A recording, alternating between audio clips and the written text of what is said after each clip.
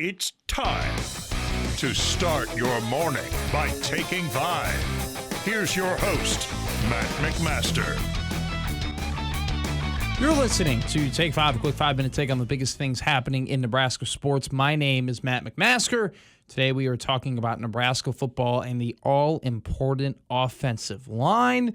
As it came out today that Grant Seagren, the former walk-on who was in the 105-man roster for the Nebraska Cornhuskers this spring season after having a very impressive spring camp, decided to enter the portal after it was just kind of clear that he wasn't going to be making the money that he thought he deserved, and he definitely deserved it, and he definitely got it from Oklahoma State as they pick up the former backup. And, you know, I think that Seagren going to Oklahoma State opens up a interesting conversation about what is the current state of this Nebraska offensive line.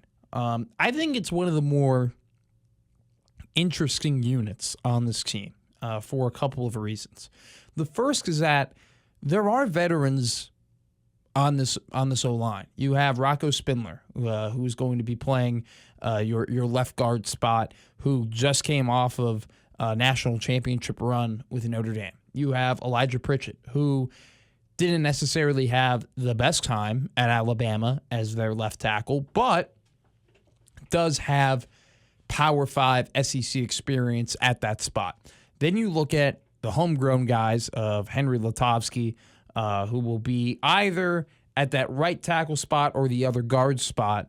We'll figure that out, and we'll talk about that other right tackle spot, but he'll be slotted in there. And then you have Justin Evans, who has had experience, but not at the position he's going to play. He's going to end up being the center. And what I think is interesting about this offensive line and just those four guys in particular is that you have guys who have experience.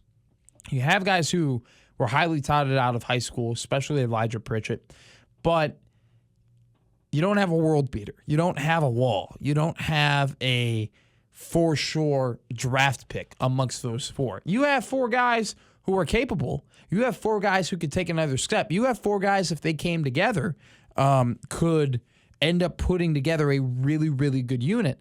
But you also could play on the other side, right? In terms of, well, you know, if Spindler was that great at guard, you would think that he might still be at Notre Dame. And Justin Evans has played a lot of football, dating back to last year, but he was playing guard.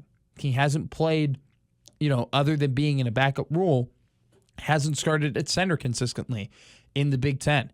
You look at Lutovsky. If he's at the other guard, you feel fine about him because he's had a lot of experience there, but you can throw him out the tackle and be okay. Regardless, we haven't seen that kind of all Big Ten level. And then let's be honest with Elijah Pritchett. He is one hell of a prospect, and he, so far has done all the right things, or at least that's been communicated, but he did not play well at Alabama. I mean, once again, there is a reason why he still isn't the current tackle of the Alabama Crimson Tide. And so you definitely have a unit that you're comfortable with, but I don't think you're fully confident in. And then we get to the other tackle spot. Could be Turner Corcoran. Could be Teddy Prohaska. Could be Gunnar Gatula. Those guys, all of them have to get healthy. Maybe you have Grant Bricks emerge in fall camp and take that position. But I think this offensive line, and my take here is, it's one that we kind of have glossed over because we trust the coaching in Donovan Raiola. We trust that there's a lot of talent, and we trust the experience. But the truth is that there is a lack of continuity within this O-line. These guys haven't played together. And these guys have not had any experience together. Justin Evans has not played, the center position for a long time with Henry Lutovsky and Rocco Spindler lined up next to him, right? And Elijah Pritchett hasn't played tackle lined up to either Lutovsky or Spindler. And then you add in Gatula or whoever. This line just does not have that chemistry that you would hope to continue from year to year, because that's what all the great offensive lines talk about. They talk about how we had great chemistry. We knew the calls. We knew how to communicate to each other. We knew our strengths and weaknesses. We became like our own unit. We were 5 guys as together as one. These guys haven't played together. They haven't blocked together. And, the experiences of having practices in spring and fall are great, but you want to experience that in game. Right? And that does worry me a bit when you play a Power 5 team like Cincinnati to begin your season. And then I'm not even adding in who's going to be at the other tackle spot. And so when you throw all of these things together, it's just one of those situations where I understand the optimism of, hey, there's talent. Hey, there's legitimate snaps played throughout this entire O-line. But the pessimism, I think, is warranted as well. The pessimism of Justin Evans hasn't been a mainstay guy at center in the Big Ten.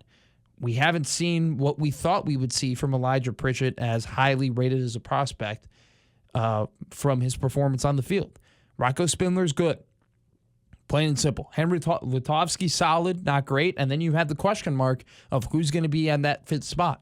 I think it is absolutely warranted to be skeptical of whether or not we should feel as confident as maybe some others feel about this offensive line.